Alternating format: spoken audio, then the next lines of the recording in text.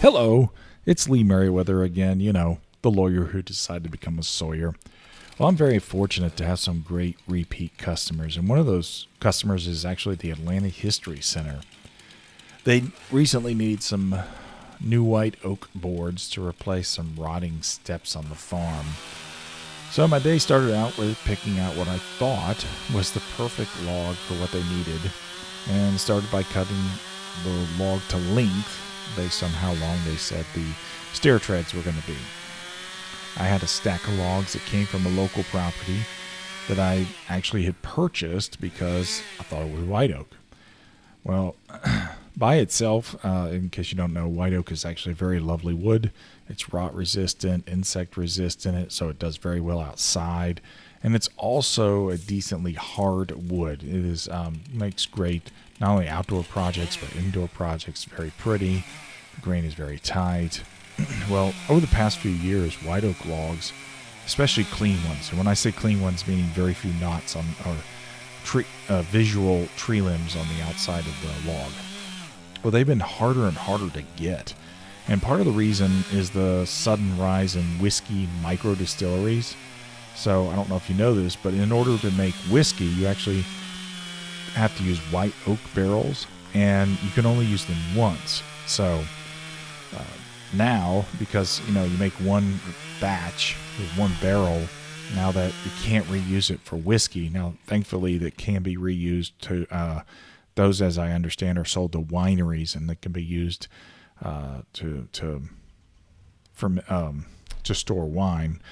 So at least they actually get more than one use, but not necessarily for whiskey. So as a result, a distillery has to buy another whiskey barrel constantly for each batch of whiskey. So what that means for me is I have to compete with the barrel manufacturers to get quality logs. Well, as a result, I find that I had to pay. It got very expensive at one point. Thankfully, the market's come back down. But at one point, I was paying almost as much for white oak logs as I was black walnut, if you can believe it. So you can imagine my frustration when I learned that some of the logs I paid for actually was called Chinquapin Oak.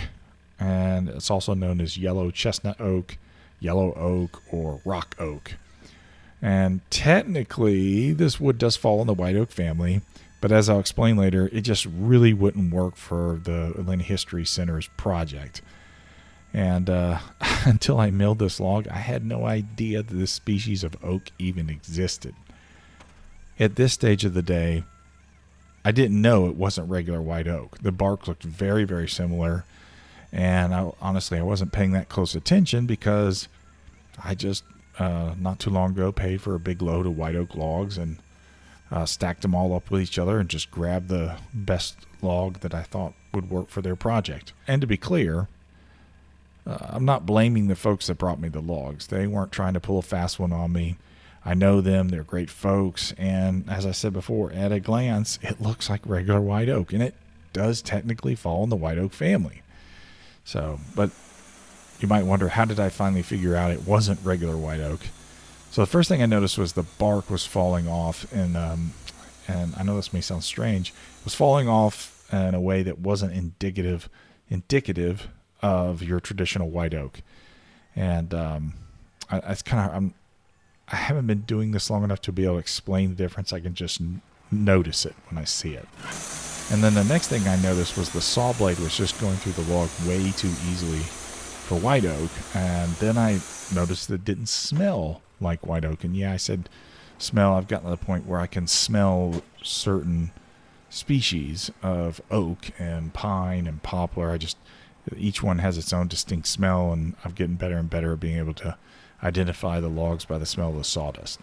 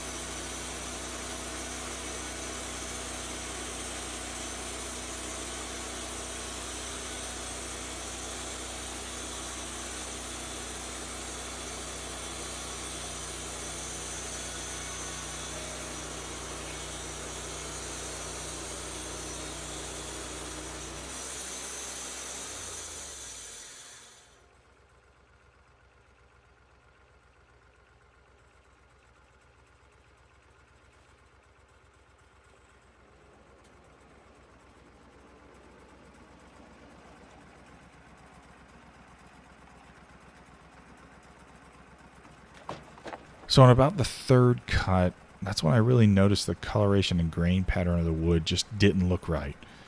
So I took a moment and I used my app. I used an app called Picture This. I pay the $30 a year fee, and then it just scans it works best when you're scanning leaves, but it also scans the bark of logs, and then it'll tell you what species it is. It's fairly accurate. I tend to take 3 to 4 pictures of the bark and then kind of average the results. And I find it to be, when I do it that way, I'm spot on. Anyhow, after I ran the app, that's when it told me it was oh my gosh, I'm terrible at saying names. Chinquapin Oak. So I was like, well, it still falls in the white oak family. Maybe I can still use it. So I continued to turn the log into a cant, and then I did some more research.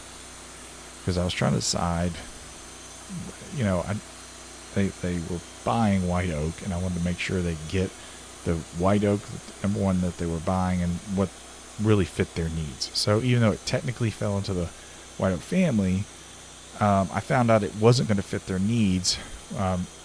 First off, I don't think the grain pattern was going to work, knowing they're trying to match what's on their existing cabins and that sort of thing there.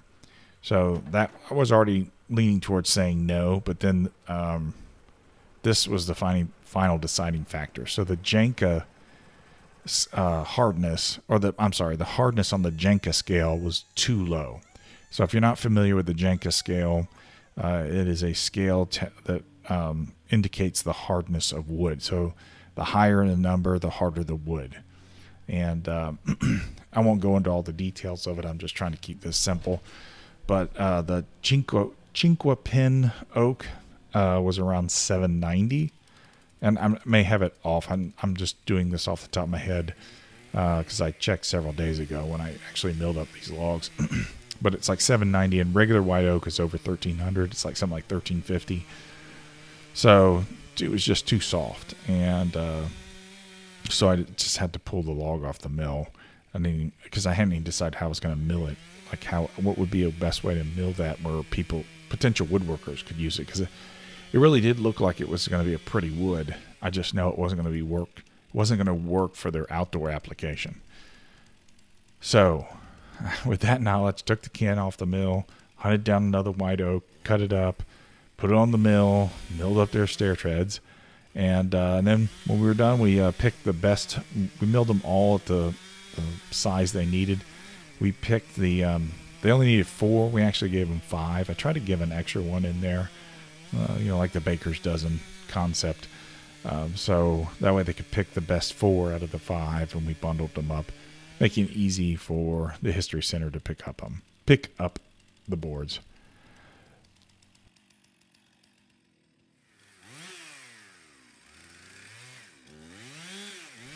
So before I let the rest of the video play, I would like to ask a quick favor.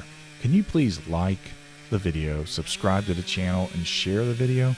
It helps us get out the word to more folks, because so many people don't even know that this is possible to take fallen trees and turn them into all kinds of stories. The biggest limitation to our business today is letting others know that this is even a possibility.